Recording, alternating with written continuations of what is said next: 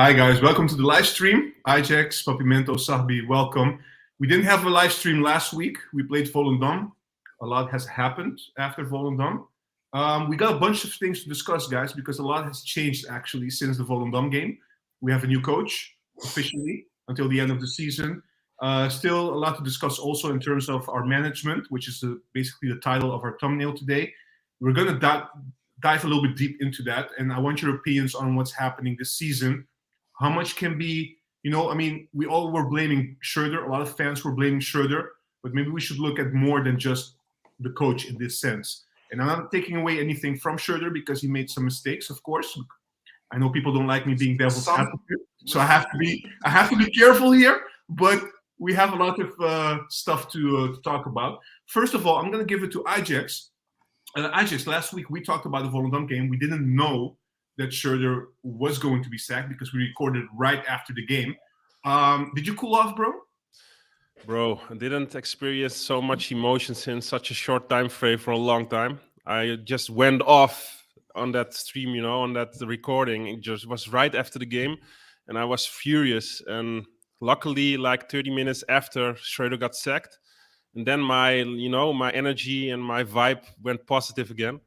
So luckily, but yeah, it's pure emotions after the game, bro. So we do not see the interviews and stuff. We just dive in immediately, and that's also the strength of our show. Just pure emotions. But yeah, I was quite happy soon after that recording. Yeah, and are you still happy now, a couple of days later, with the appointment of Heitinga? Definitely, because I think it's important to appoint a technical director. I think Johnny did quite well in that first match at the helm of our club, as a coach. And I think you have negatives and positives, but for me, just give him 6 months time to prove himself. I know it's a difficult situation, but maybe in the meanwhile, Sar realizes that he's not a technical director himself and he just appoints somebody. And then at the end of the season, you can just discuss with each other if you think he should continue, if he did well enough, if there's potential enough, or you maybe have a technical director in at that moment that you can have a discussion what the preference is of the new technical director. And now there's nobody at the helm of the club. And we know what happened the last time with Van der Sar appointing a manager on his own. Didn't went well. So I'm quite happy with it, and like I said in a short on the channel, I'm happy with what Heitinga showed that first game. So for me, it's a plus. Good. Sahbi, are you in favor of Heitinga staying until the end of the season as well? And if so, if it's yes, because you're gonna nod your face, so it's okay. If you're not, just one question: isn't it too much of a risk? Not in the sense that maybe Heitinga will not do well, but also like after the 6 months, what happens then? Because compared to last week, he was asked basically to join Schroeder. We all know this in hindsight, to join Schroeder as an assistant, basically, in the coaching staff. And he also said in the press conference after the Excelsior game that he's permanently now added to the coaching staff. So isn't that a bit weird now that he's going to do the interim job, but then maybe another coach will be appointed after the technical director, and maybe he has to go back to being an assistant? How do you see that? Well, first of all, I'm also happy that that Heitinga will remain an interim coach for the next 6 months. I think it's important for the future of the club. Also important, waiting for announcement of a new technical director, but also a football commissioner within the supervisory board. So a lot of things needs to happen, and we can't take any decisions on a permanent basis before we have those roles known within the club. And as you said, it was already known he was going to be a permanent staff within the coaching staff within at the first team. And he already mentioned during the last interviews, he has his plan, and the plan was to get in slowly, bit by bit, and going to the steps where he wants to be. At this moment, of course, the being the head coach, interim head coach, was a bit too fast for, in his opinion, because it wasn't part of his plan. But this is a one-time opportunity, maybe. Yeah? I mean, they asked him a lot, many times. So yeah, I think it's a good thing, and he won't be disappointed if he would go back to an assistant coach, because the coach that will come in, if Ajax decides to get in a new coach, it will be an experienced coach. It will be a coach that has a lot of baggage. It's a coach who knows how to handle a team, and it's something that Heitinga really can learn from. And within a few years, he can take over. So it's a good thing. It's a good thing. All right. So you don't see any issues there. You understand the whole thing, basically. From Heitinga's perspective, yes, but there's still a lot to change in the meantime, and I think we will talk about it later on. But that aside, it's a good thing for Heitinga. Yeah. Yeah. Papimento, your view on the whole development since last week, this week. I hope you're doing okay. By the way, you're smiling, so that's good. Man. Got a new coach. We got a new Love coach. it. Yes. So what's your? I mean, I thought you were also positive. I saw your tweets a little bit. You're positive about the Heitinga appointment as well, right? Yeah. I mean, as I said to you before, he was in my top 3 list. Actually, after Excelsior game, because before the Excelsior game, you don't know what kind of level Heitinga brings with him. You don't know the experience. You don't know if he can really motivate the players.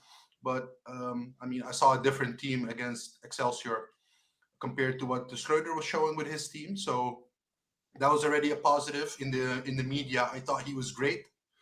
And he explained what went wrong in the first half, and he had just an amazing presence about him and how he dealt with everything.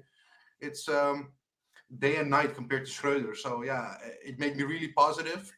And that moved him actually on the list. Of course, I had Boss, I had Gallardo, but yeah, I'm happy with this option. And I mean, he can try it 6 months. I think it will all, as I said before, it will all have to do with his results and what he does for Ajax, if he can stay as the first team manager. Because I think if he does very well, they're not going to bother getting someone else and putting him back to assistant manager. So what's very well in your view? Is it Champions League qualification, second place, or is it first place, like becoming champions? I think first it will be qualification for the Champions League. So being second or first in the league would help him a lot. And I think the football we show every week, if there's development, if the Ajax is playing better with the same quality actually Schreuder had. So if he can manage to do that, you will see already his quality as a coach. And in that case, yeah, I wouldn't mind him staying. But he still has to prove it. I think it comes very early that he's appointed already so fast. I thought maybe they will wait, a couple of games to see how it goes and then make their decision. So I was kind of surprised, but I'm happy for Johnny, and I think he will do well. I do see a coach there. Yeah. I want to ask Eyejax and Sahbi as well what Papimento is saying, where he's actually reasoning a little bit also the same in terms of if the coach does well, if Heitinga does well, he might stay. But we still don't have a technical director. Isn't it the job of the technical director to make that decision? Of course.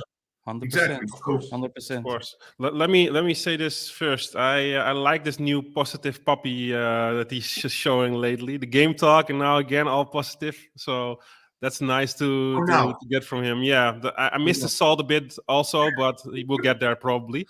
The salt will come, man. Don't worry. Salt will come. No, but in all seriousness, yeah, I think what Puppy says makes sense. It all depends on how Johnny does that second half of the season. If he does well, even with the technical director in, you cannot fire him. What if he becomes champion? What if he just makes up for all the mistakes in that first half of the season?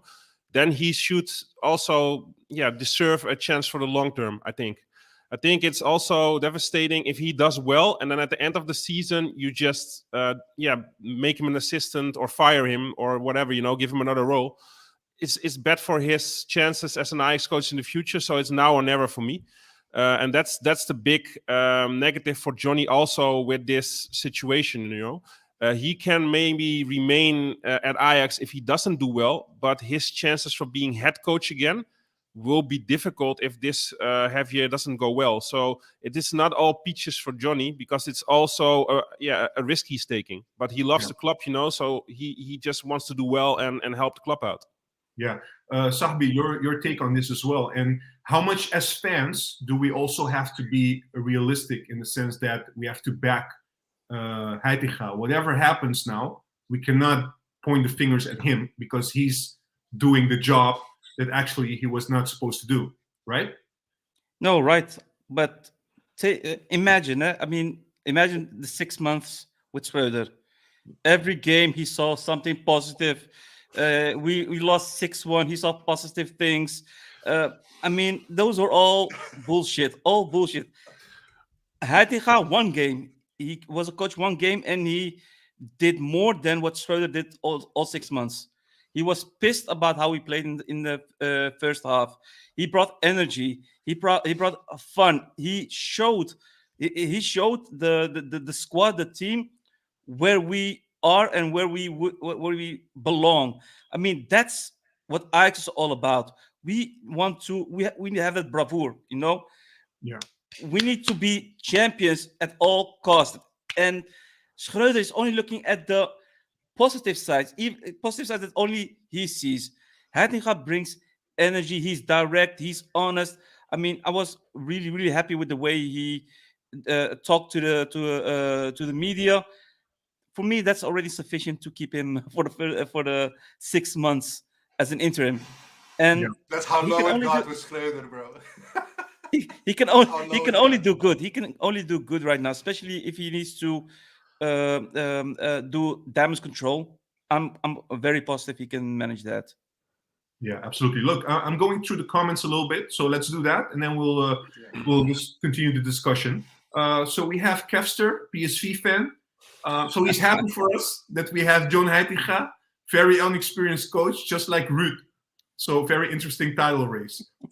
So yeah, so he's basically saying Heitinga, Ruud are basically the same, Van Nistelrooy. So all right, we'll see about that. Let me see, what else do we have? We have a question. Why do we have the extra talk or the live stream not in the weekends for Rita? Well, it's very easy actually. In the weekends, usually we have games, so we do the game talks, and so there's no room for us to do it. Otherwise, our weekend will be like booked for 2 days. So that's the reason, basically. Let me see, what else do we have? Trust me, there's a whole process behind that because we discussed so much which time and date we should regularly do this.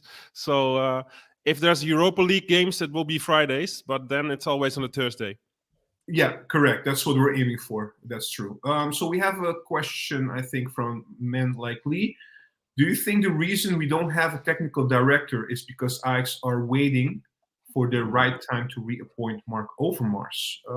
What do you think, guys? That ship has sailed. In too high of a pedestal that he thought about that. No, but that ship has sailed. Not only from the club's perspective, but we're talking about Ajax being a listed company. You can't do this. You can't do this. Bringing back an individual who had to go because of certain things that happened. It's too much of a damage. Sponsors will most likely leave. It will be too much. So no, that ship has sailed. Yeah, and there's also this health concerns, of course. So it's very unlikely that he might. We don't even know if he can continue to work. So it's difficult. I agree. Not only this, but it will not be Overmars probably. It has all to do with Van der Sar, because he intervened with actually being appointed a new technical director a while back, right? With Alex Cruz. So maybe we'll touch upon that later. But it's not only Overmars; it's the overconfidence that Van der Sar has in his own ability and actually not have the ability to do the technical director part. Yeah. That's the problem. I do not think it has to do anything with Overmars. Okay.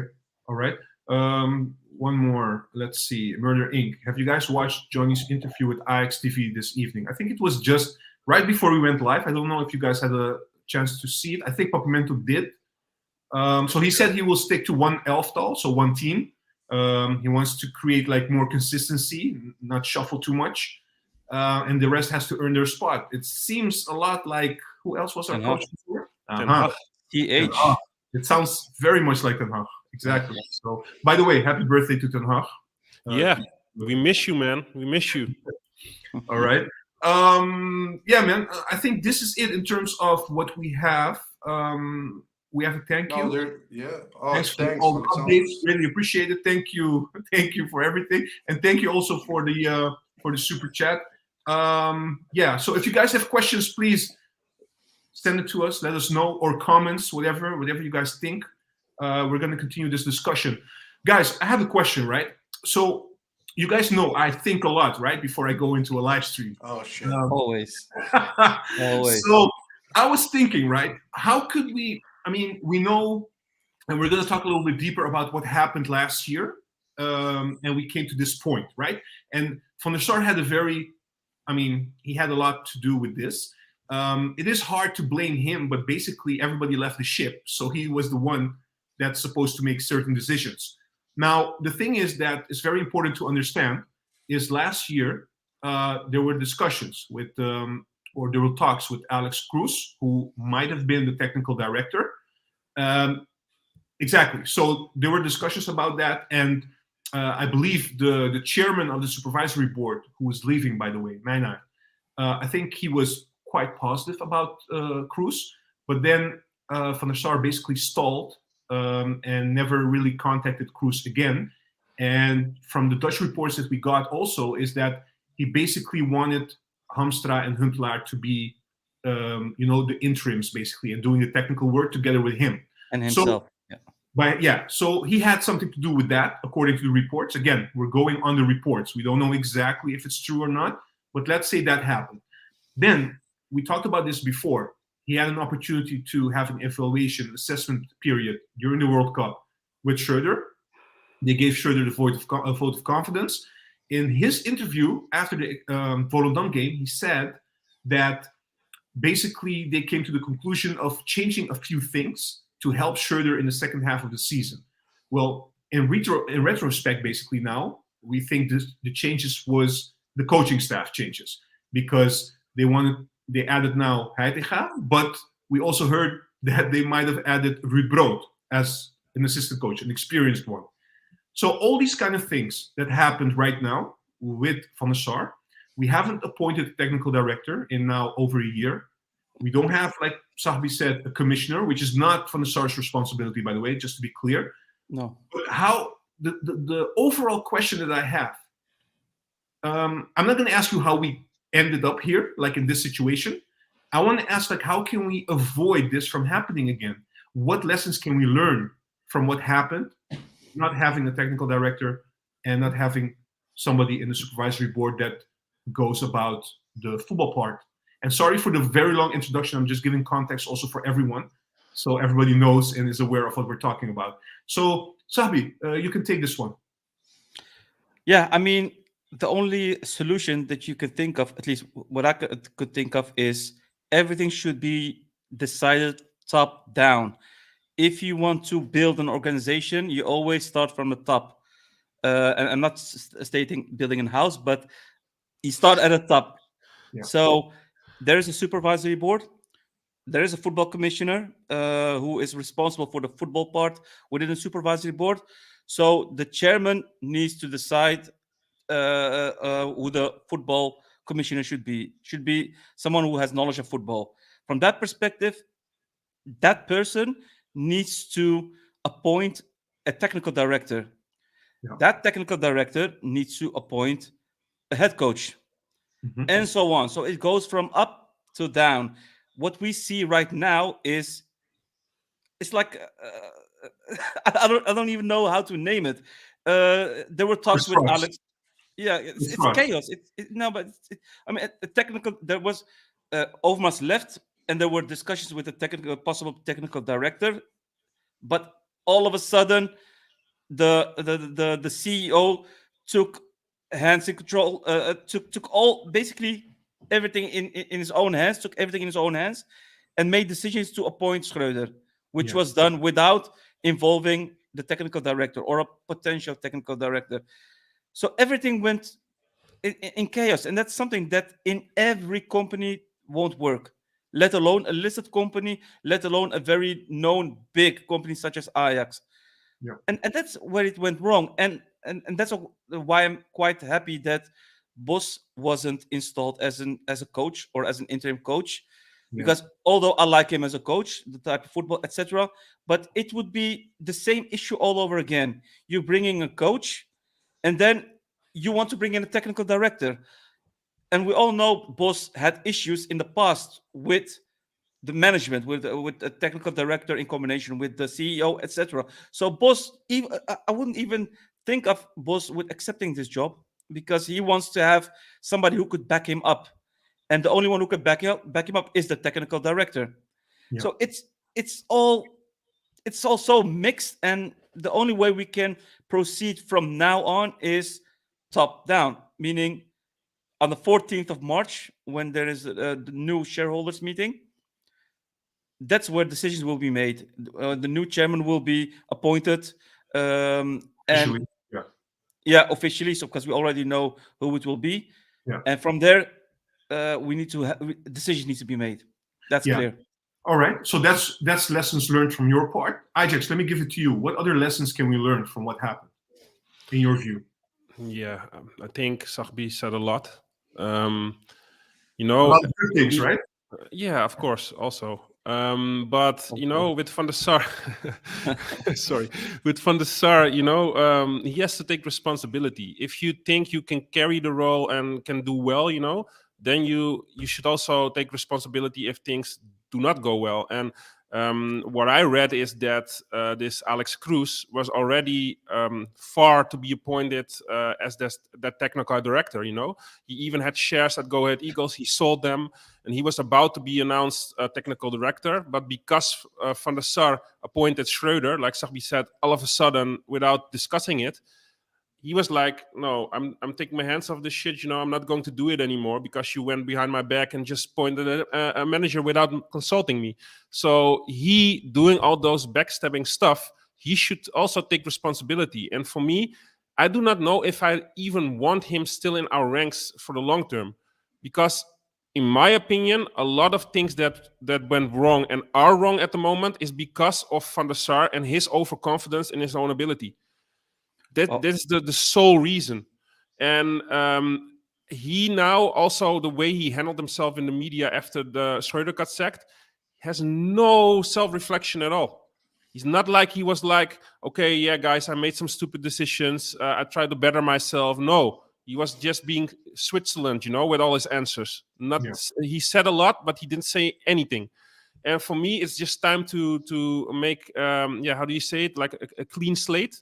And just fill in the positions with other people. And I think that's a great thing that Johnny now is here for 6 months, because this is in the line of what I actually want, so that you have those 6 months to get things into position and in the other vacancies within the club, and then structure it from there on out. And hopefully he can salvage things for Ajax on the pitch, But there's so many things fundamentally wrong up top, like Sahbi said, and it all starts with Van der Sar.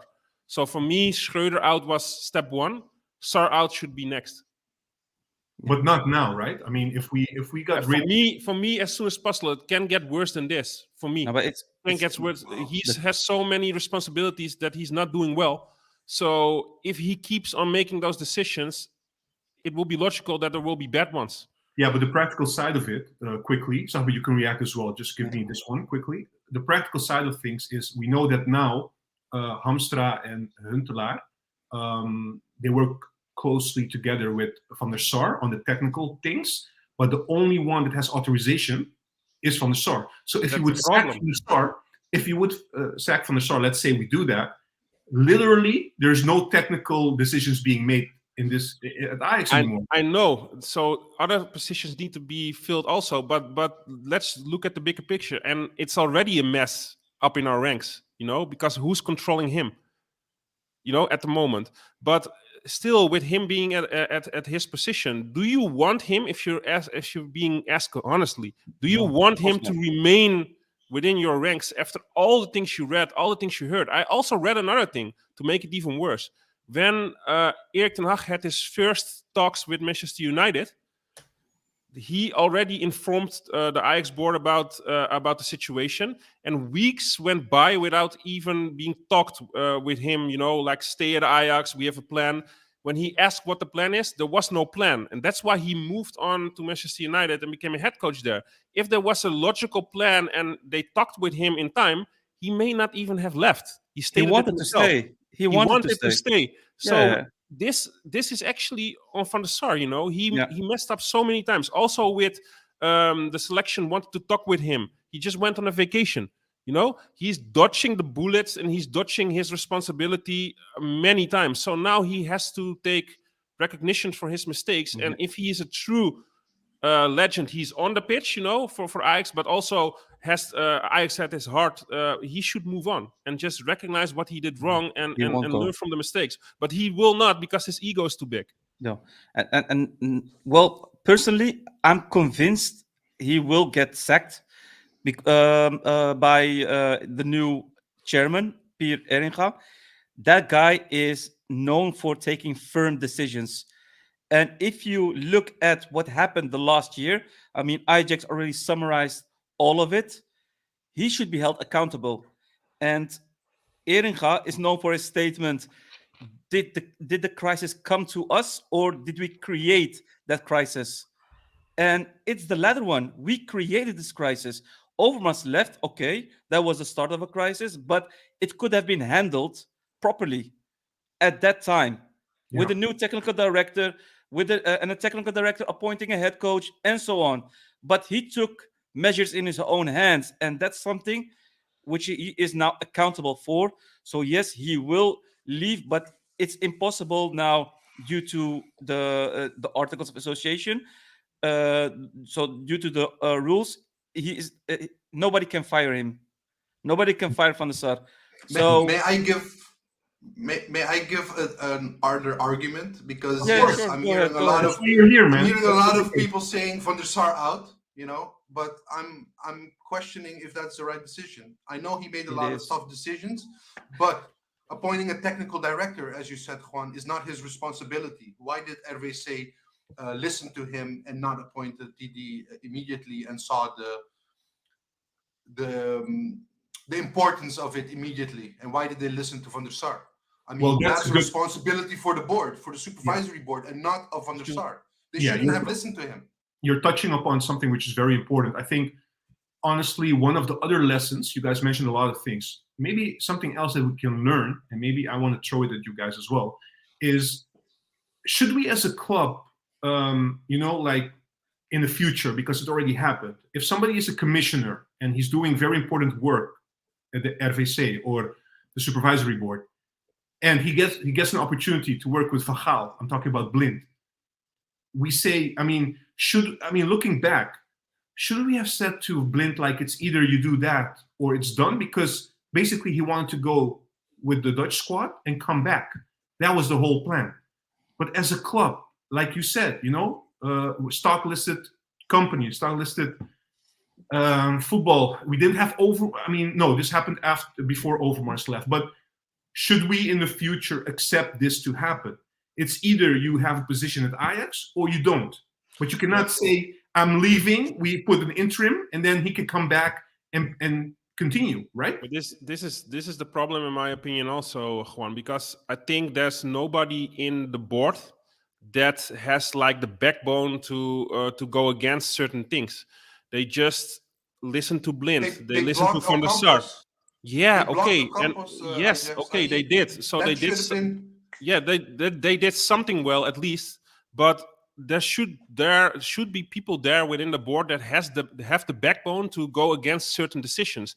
And for me, I think, as far as I can judge it, there are not a lot of personalities within the board that have the power to go against certain decisions. So they rather say yay and go with it than make a big thing of it. And we have to have somebody there that has the backbone to go against certain decisions, because that is what the board is for. And with what Sahbi said, with the new guy coming in, he has quite a track record. So with companies and like establishment that he worked at, that he turned things around that were not going well. So hopefully, when he comes in, he can actually change some things. But this is what we're lacking now, and that is the problem. Why Van der Sar also has carte blanche with a lot of things. Exactly. Yeah. Go ahead, Papimento.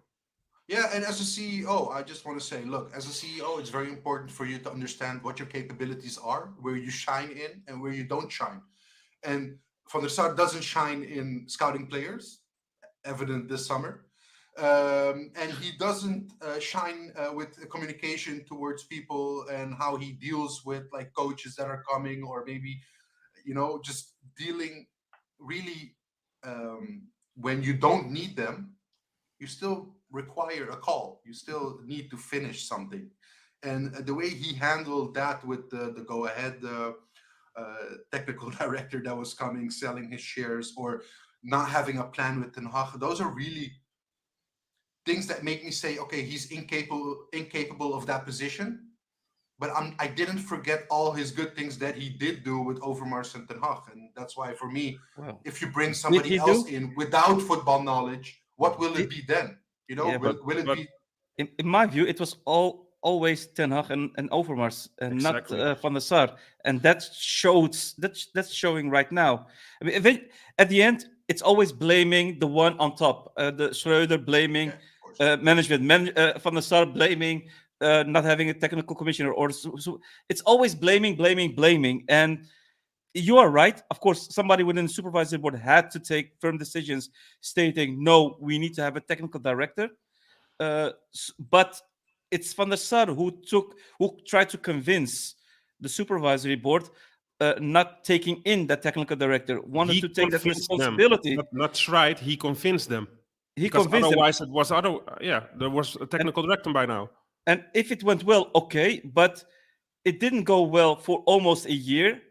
So why not like pulling out the plug? On the other hand, why not the supervisory board taking out the plug and stating we need a technical director right now? It's as Ajax said, But they have no spine at the supervisory board. Decisions need to be taken, and that's why I'm very, very happy with the new chairman, because he can really make good decisions from what I Let him see. prove And it he first. does, Let him prove it first. yeah, let him, but he proved it already, not with Ajax, but with other in other companies. So I'm quite convinced of that. But in my view, it's too late already for Van der Sar. but He did too much damage.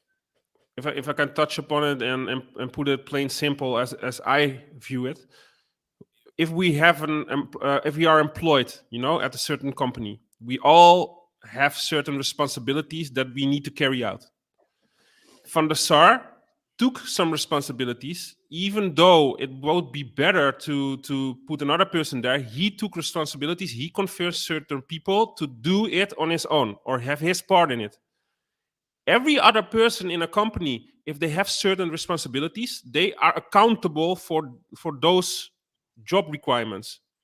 If he fails in that area, it is too simple to just fade away, and trying to be all dodgy about it. Yeah. You should take responsibility for what you did not do or what you did do and did wrong. It works that way in every company. It works that way with every employee. So why is it different from him? No, Yeah, true exactly. that, No, true it's a good that. point. It's a good point. I have two comments that I want to address, so we can touch upon those. First of all, shout out to Sima Mahmoud. Thank you for the super chat. Thanks, buddy. Let me read it to So- you. Do you think Ajax has a good coach lined up for next season, who's not free at the moment, and that's why Heitinga has been appointed till the end of the season? I think it comes a little bit to what we discussed about. You have to start top down, right? That's what Sahbi said, basically. But we also heard reports about a lot of coaches declining offers to becoming coach of Ajax. So that should say enough. But Yeah. it was the wrong routing. First technical director. That's the most important thing right now. Yeah, I've I heard. I've Yeah, also go ahead. heard so many names, Juan, that I was like, those are unrealistic targets, Some people just think, let me drop a name here and there, and they will Tuchel? become coach of Ajax because everyone wants to be coach of Ajax, Like Yeah. Thomas Tuchel, Luis Enrique, I heard it all, So we have to be realistic also. Not everybody, although we are a beautiful club with a big history, not everybody wants to coach the eredivisie, It's just plain On the simple. bike. Yeah, They come on on the bike. AstroTurf, on You never AstroTurf on know. a You Sunday. never know, bro. If Rulli wants to come to Ajax, why not Luis Enrique? Come on, that's man. the- yeah. Why not? Stay Why not? positive. Coming back to the coach discussion.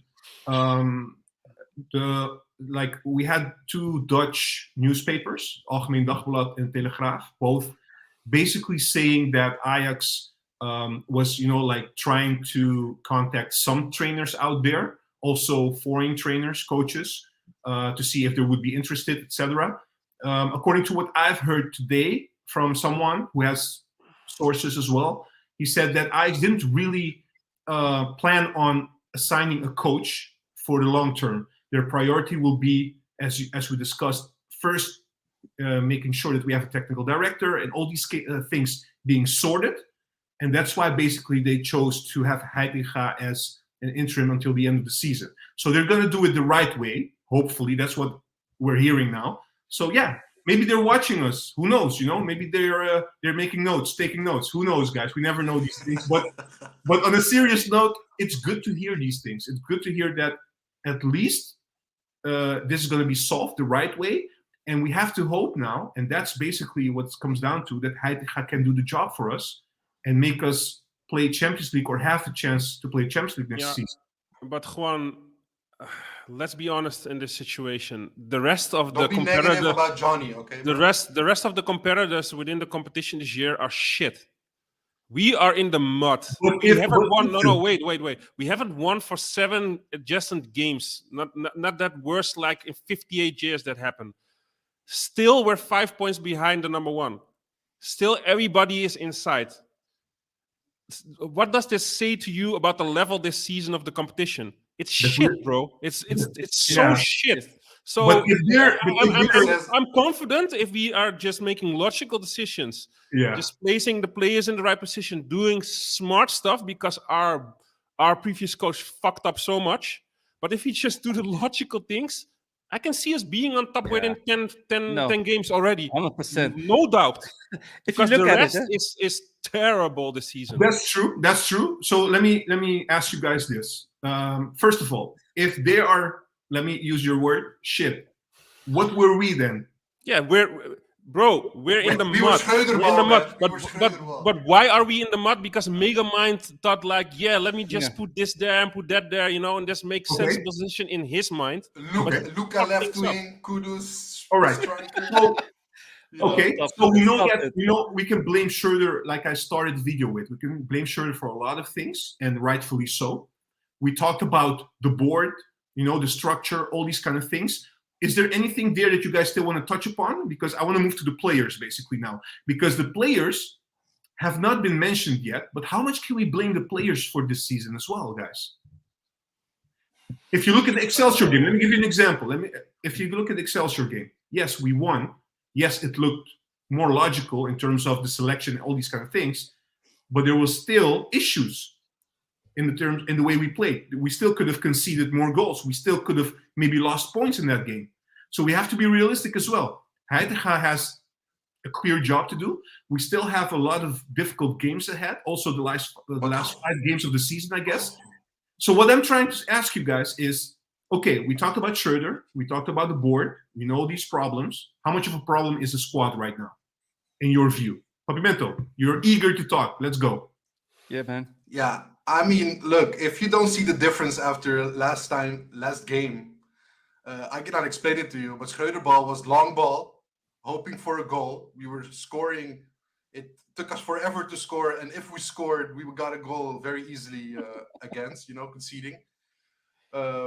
So yeah, I mean, I saw a lot of positives. I didn't see cross balls the whole time from the sides, though I saw combination football, and that's just in 2 days without tactical appointment with the team. So yeah, Juan, I think we were underperforming. Yes, the quality of our players that we brought in are not the quality we expect, but I think a good coach can make them better. And even with all this, Ajax should be number 1 in the league with the quality we have. Okay, so no issue whatsoever for you. But Of course not. Let's Okay, sorry. Before you continue, Ajax, I just want to say, worry. look, in this transfer window, they sacked Schroeder too late. That's one. And in this Schroeder window, in this transfer window, they needed to buy someone. for the back line. That's where they failed, because I do think we're missing someone in the central defense or right back. So I do think we missed something there. Midfield. Yeah. But we still have enough quality to win this league. All right. So if I can reflect the question back towards you, Juan, you're asking about the team, The and players. I agree with you. I think there's not enough balance within our team, that we miss certain players in key positions. At least also no sufficient backup in our team at certain positions. But if you look at our team, and if you look at the players that came in this season, and which were bought, I'm talking about Bessie, I'm talking about Sanchez, I'm talking about Grealish, I'm talking about Ocampos, and so on, and so on, and so on. Mhm. Who's responsible for those players being brought in?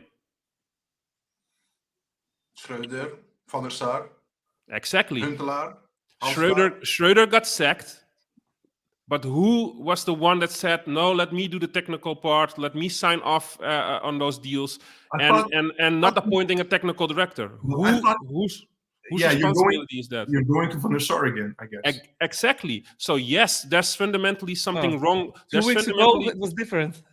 But there's fundamentally something wrong with our squad. But that is also because certain individuals within the club messed up big time. And a lot is being blamed on Schreuder, and I agree with it, because Bessie came out of his head, and maybe other players too. But who were the ones to sign off on those deals? So yes, can I ask you to guys- answer your question, there is something wrong with the squad, and hopefully the coach can solve it, because we all know that you can implement certain players with some liabilities. If the team is clicking, then you can cover for them. And that is up to Johnny to make sensible decisions now. But they brought him this difficult situation. That's why they should move on. Yeah. I want to bring also, you're absolutely right, in a little bit sideways, but also has to do with what we're talking about from Casa. Thank you for the comment. We also need to scout. Kudus will leave, Alvarez will leave. Absolutely. That's the thing. Timber might leave also. Yeah. Probably, I yes. Timber to be in that list. So yeah. Well, it's even more important to do the right thing and have a technical director in time. Actually, as soon as possible. We shouldn't wait until the summer, because we're too late then. I know. Sahbi, I wanna ask a question that came from it's maybe a question, maybe a remark.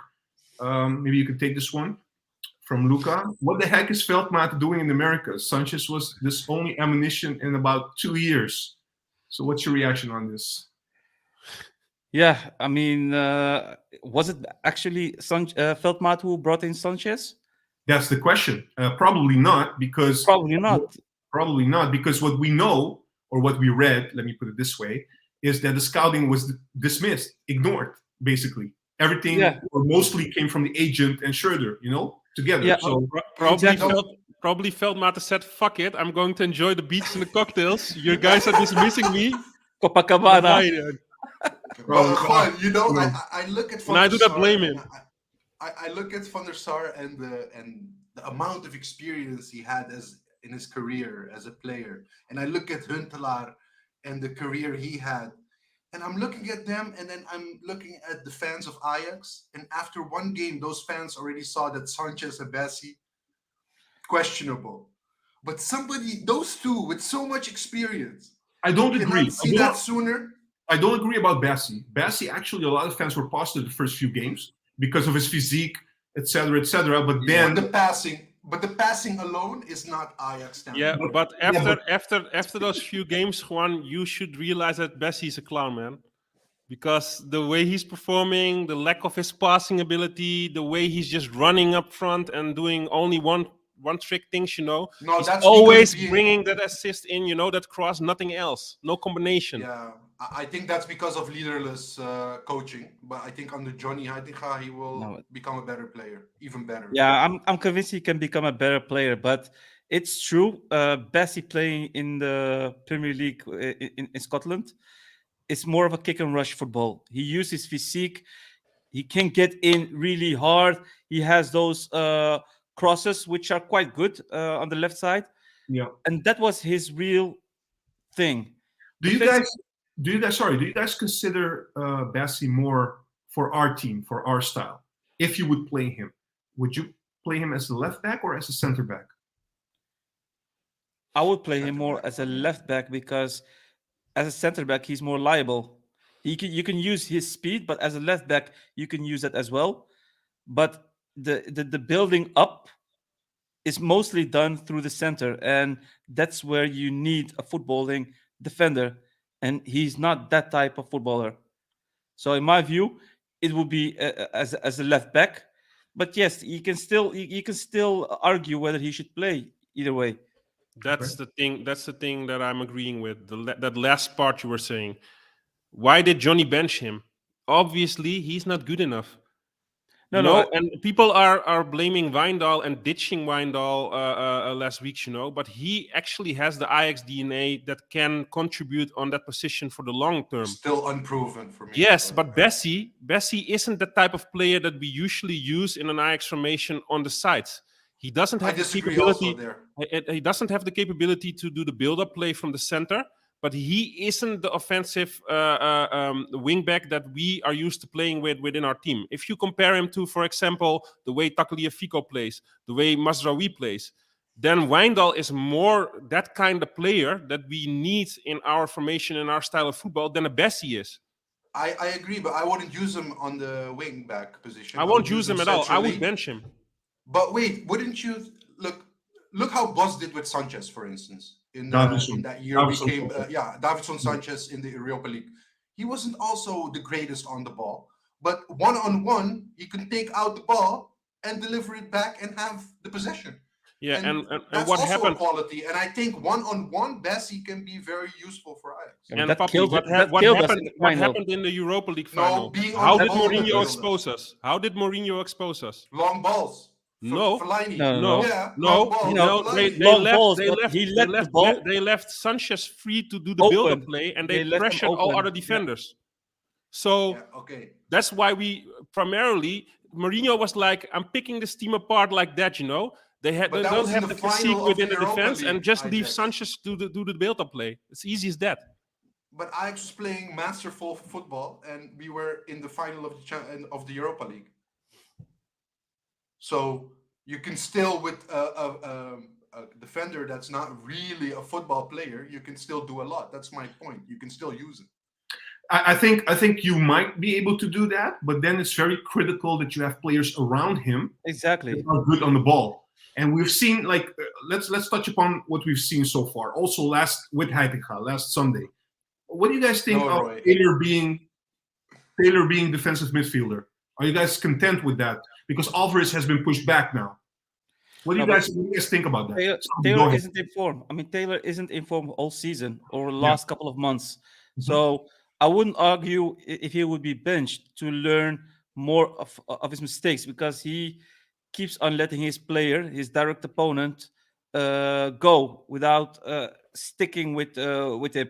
It's a mentality part. Maybe he needs to switch that part, because every player can walk with an attacking midfielder of the opponent, but he doesn't do that. Also, within the 8 position, he didn't perform that great. He lost the ball too many times and so on. So it's definitely a lack of form. I wouldn't play him right now, but he is a starter for me in the future. But we need to. How would you play? Who would be the CDM for you, or the DM, basically, the number 6? Let me give it to Sahbi, and then you can react, Ajax. Yeah, I mean, for now, I would stick with Alvarez as a center back. For now, I mean, until Grealish is back, because we could always try Grealish. We never tried him, and I mean, from what I've seen, he was not that bad. But I want to see more of football from him, and he declined the offer to Lyon because he wants to show himself. He knows basically that he can do way better, and if he stays fit. So I would try him there. He is fit now, if I read it correctly. At least Back I in hope training. so. Back in He's training. back in training. So I would play with Grealish in front of Alvarez, and and with 2 Berghuis and Kudus in midfield. For me, those are the 3 midfielders at the moment. Clear. So Ajax, you would you're play laughing. Chico. Go ahead. I said that 2 weeks ago in the live stream that would be my starting 11 with Grealish You on both the agree, DM basically. and Alvarez on the central defense position. But you guys burned me then like he's not fit. And Yeah, but that was the case, right? that was my idea back then. But I think we have to try out both of them. So let's figure out who's best at central defense, because Grealish can play that also, and who's best at central defense in the midfield. So the CDM. Yeah. You have to alter those two to figure out what's the best combination. But I think you should play them both to keep the balance. And then usually I would say play Berghuis as an 8 and Kudus as a 10. But Berghuis has been shit lately. And something has to do, of course, with his personal situation, the way he got treated by everybody online, and also by the media. It's just shameless. And he's So been. I have to agree with that, but that is partly why I think he's playing so badly on the pitch. Because if you're just being honest, he didn't play well the last weeks, and he was Correct. one of the better players under Schreuder at that first half of the season. So if he can reach his old potential, for me, he was the best player that first half. Then I would definitely play Berghuis. But if he continues not clicking and not playing well the coming weeks, I think I would play Taylor as an 8. Okay. Also to add to what you said, probably maybe the social media has to do with his form, but also I believe from all the players that got sick a few weeks ago, his condition was the worst. That's what I wanted to say as well. Exactly. So I think his fitness, got hurt by that. So maybe he'll come back in form. Papi, I need to ask you as well. Do you agree with both Eyejax and Sahbi on who to try? A lot was said, so I'm just gonna respond on certain things I heard. Sure. Taylor, first of all, the Taylor situation on CDM, not a preference of mine, not a long-term solution. Against a Cambuur, against an Excelsior, you can do it for more football on your midfield, but against bigger teams or Champions League, that's not going to work. Another concern for me is Edson in the back line. What's going to happen? That's not a long-term solution either. We saw that against Excelsior, how vulnerable we were with the counterattacks against us. And then on Grealish, I just want to say, 6 months have gone. What have you guys seen from Grealish that he should get a starting spot? I haven't seen anything. I don't know his level. I've seen his who's previous games. Who's that to blame on? Who's that to blame on? No, but he's been injury prone as well, right? Or but he's been ignored also. He's been ignored also by the coaching staff. So seen him also play when he was in Germany. So I know his potential.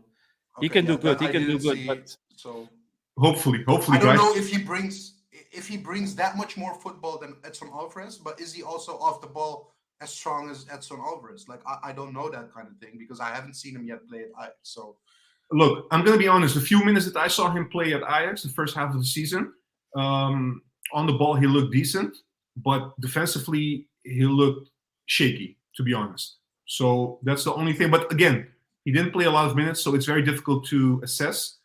But probably in the midfield it might work. I don't know if it will be a suitable option at the back line, but again, let's see how it goes. I want to go over the comments, guys. We're approaching the 1 hour mark. Let me go with Jacob Contreras. I know Sanchez is not doing good right now, but don't you think we should give him time? Just remember with Edson, many people called him terrible when he first arrived, and now look at him. Who wants to take this one? Papi, you can go. Can I? Yes. go ahead, man. Take it. Perfect. Take it. I saw him. We saw him a lot at Ajax, and on the ball is just not that good. But then I was like, okay, let me see him in the Mexico team in the World Cup, because I was like, I'm not gonna sit still. I want to see it.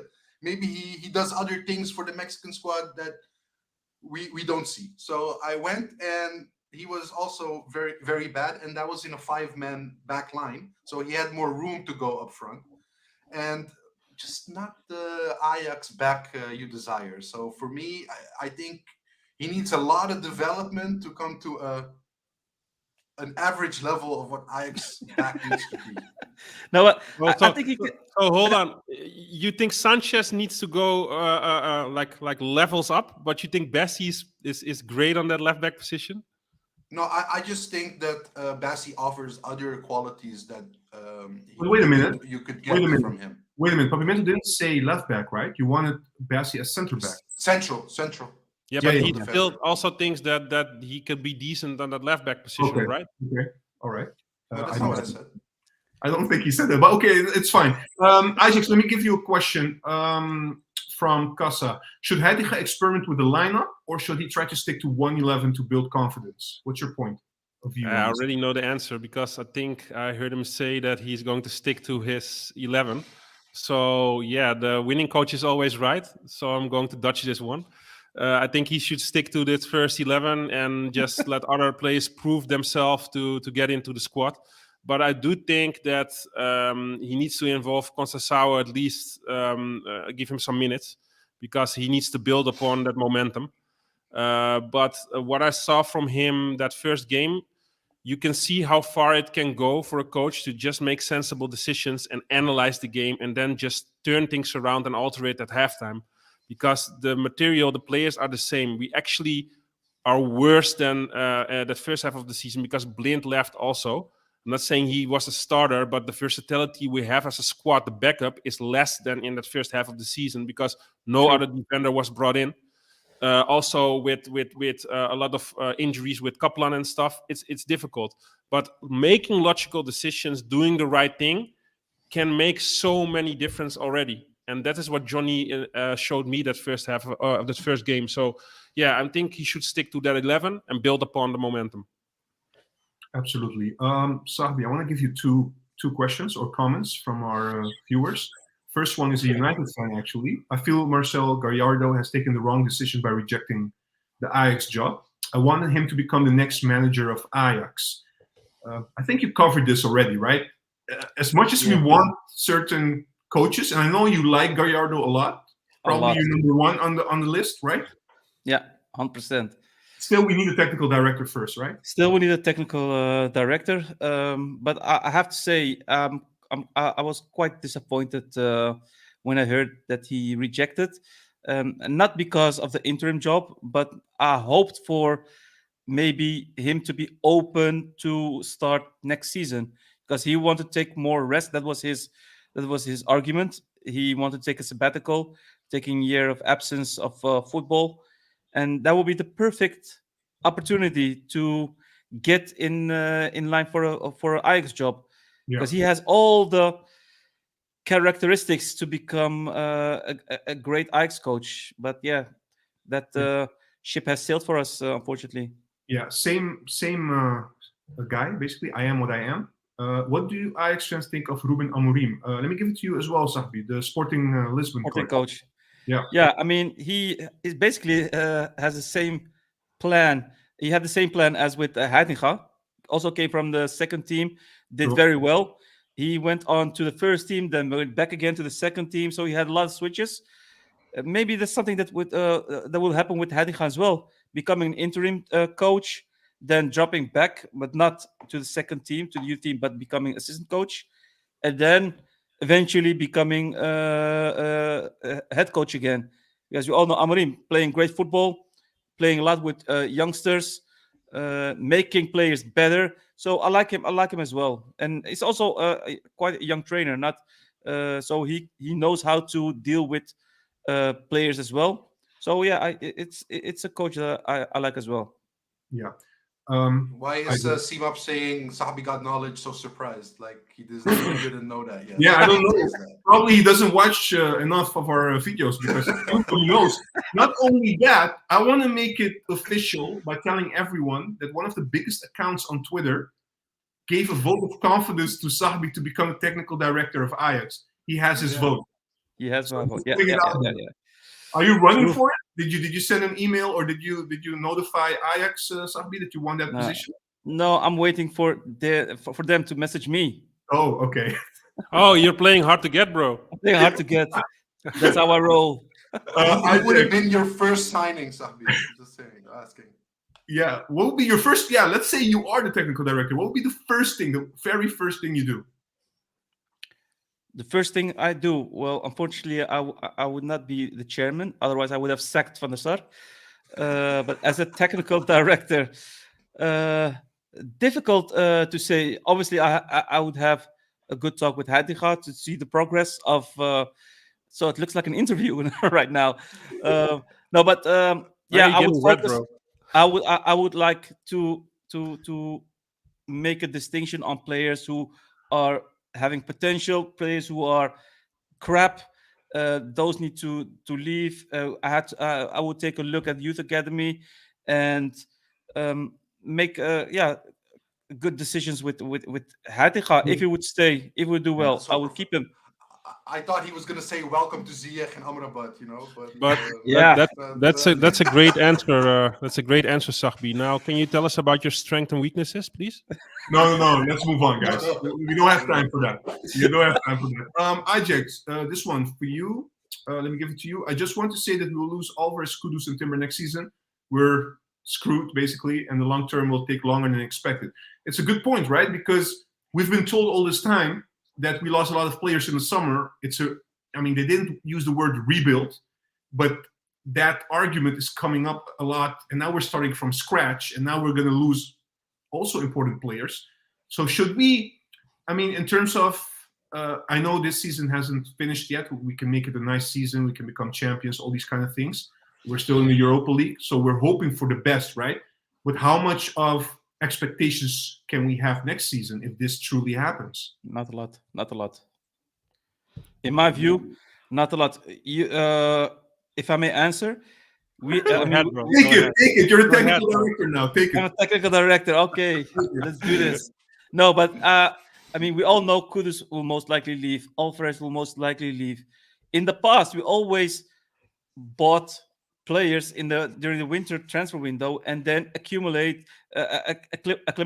or how you say it in English, with a team, making sure that they can cope with the level. Making sure they can cope with the level and they get to know the players and the weather conditions in the Netherlands and so on. Now we have to start from scratch when Alvarez leaves. Which player do we need to get in? And that player, how much time do we give that specific player? The same applies for Kudus.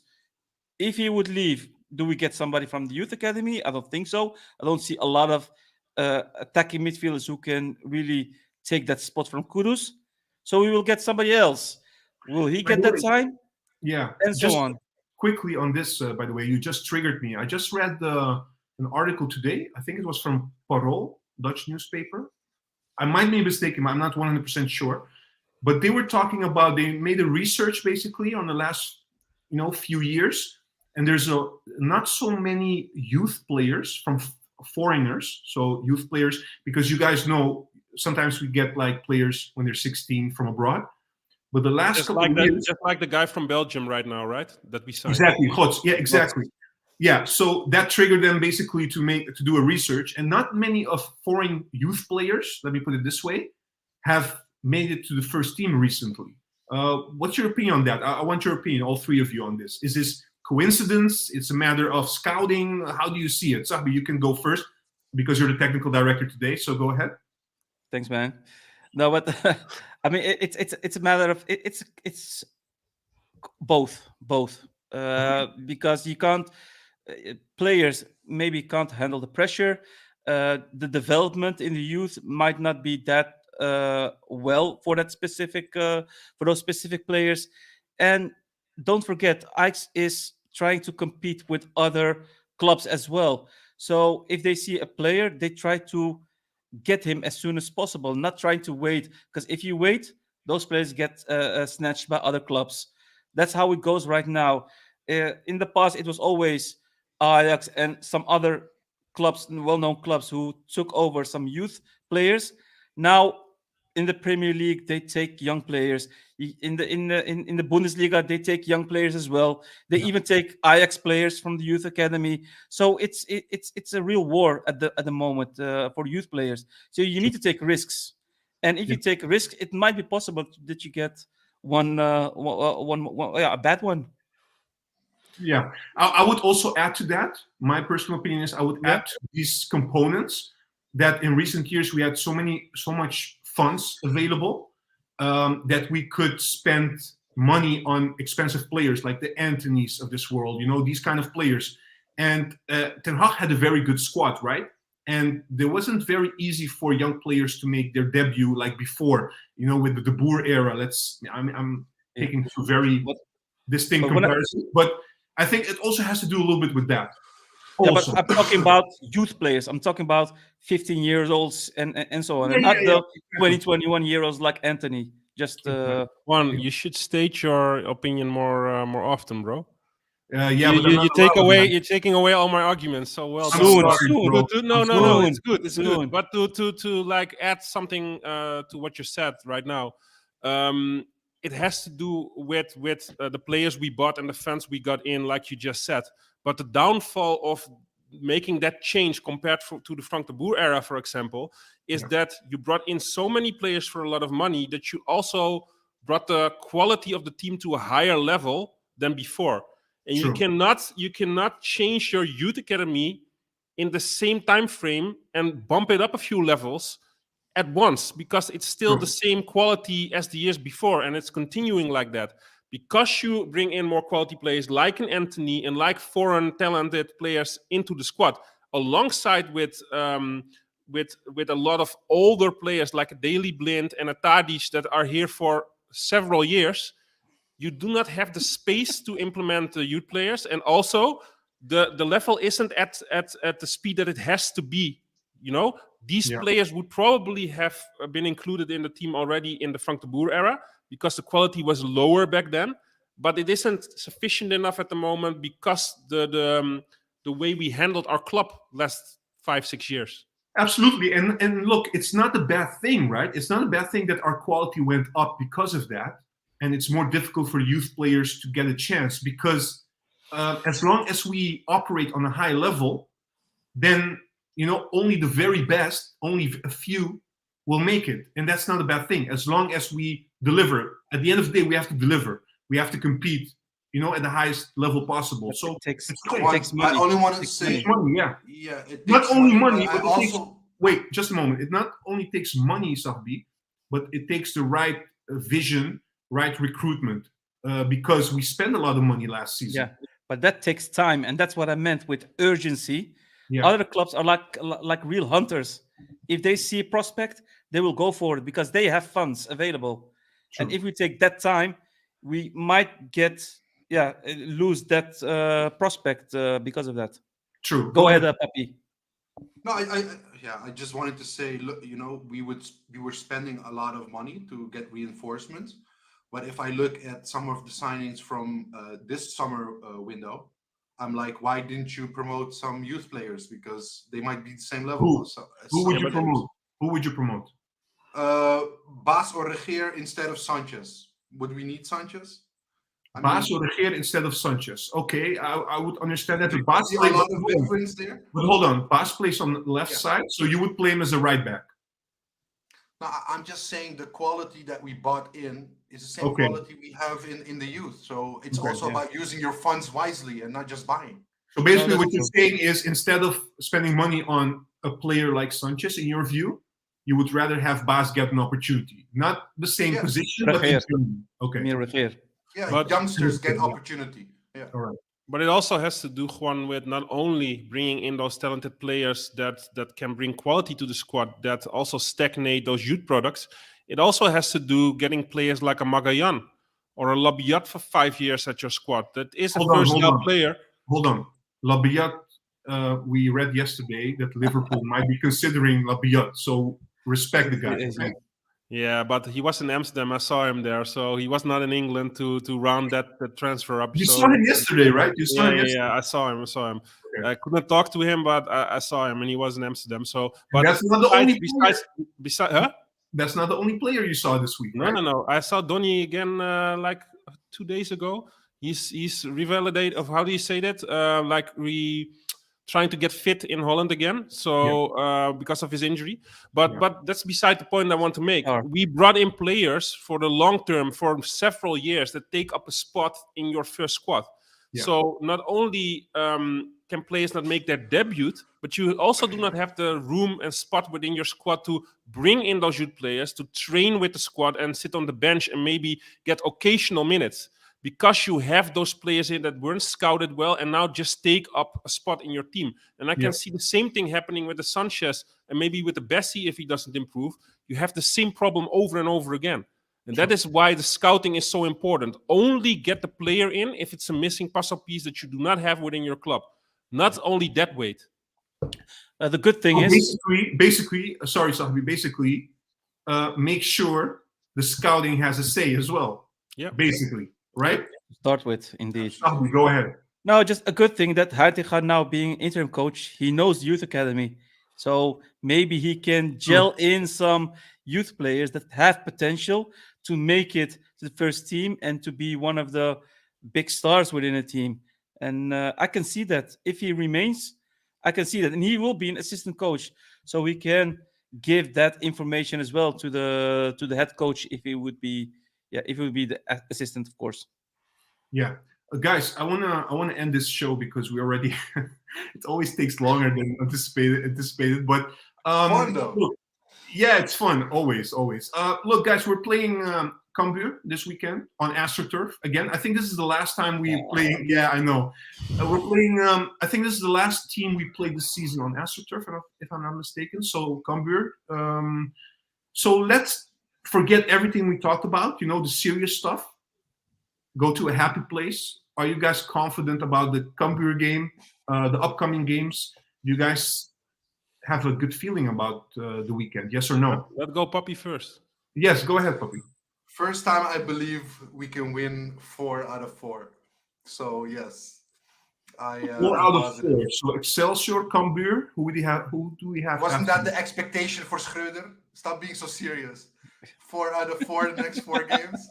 But Yeah. is that including Twente in the cup game or? No, without that one. No, So it's only the eredivisie games. Even that one I'll give it. Yeah. Okay. All right. Cool. Twente. Yeah. Yeah, feeling very positive, man. Schreuder ball is gone. Heitinga, new era, clean slate. Let's do this, man. Yeah, it's Sparta. Got this. It's Cambuur, RKC, and Sparta, I believe. Okay. All right. And somebody I think commented Emma. earlier that you guys think that we will be 2 points. Like narrowing the gap to 2 points because I believe Feyenoord PSV are playing right this weekend. Yeah, they will play indeed. And, We'll see. would you hope for a draw or a PSV win? PSV has been so inconsistent, man. I don't know, to be honest. Who's playing at home? PSV? I think Feyenoord playing at home. Well, PSV's getting punished then, like always. We'll see. But they did get Hazard. But in all seriousness, I couldn't care less who wins or loses. If we just Let's continue focus. making sensible decisions and just doing the easy and normal stuff, I can see us being on top at the end of the No, season. I don't agree. I think it's important. It is important. I do care. I do because care. I I mean, if Feyenoord wins, the last gap games are going remains to be hard deadly. for us. So let them both lose points. Yeah, but Draw. we will be in Yeah. the flow. We will be in the flow then. It will probably be a draw, man. All right. So everybody is positive. So everybody is positive, basically. All 3 of you positive. Heitinga effect, 100%. Yeah. 0-3, 0-3. All right. So ending with 2 comments. Thanks, fam. No, thank you, Fazil. I hope I pronounced it correctly. Thank you all for tuning in, and also, of course, Real recognize Real. Shout out to Yeah, but thank you You know so what? much. Can we get the you're just not the getting host away one, with it, please? Juan. What's your prediction? Because you're always doing this. You're always dodging the bullet. Bro, I'm not touching anything. I'm the host, Hey, bro. if you're now speaking up as a panel, giving your opinion, then you have to give your prediction also. That's how Yeah. it works. I That's think how it we'll works. win against Cambuur. Cambuur is not informed, although we're playing on AstroTurf, so I don't expect any issues there. And I honestly hope, but I don't think it will happen. I hope Feyenoord will lose points, but PSV has been not so good so far, so let's see. But we'll win, and I'm confident that Heitinga can make something happen. So we'll see. Next week we'll be back.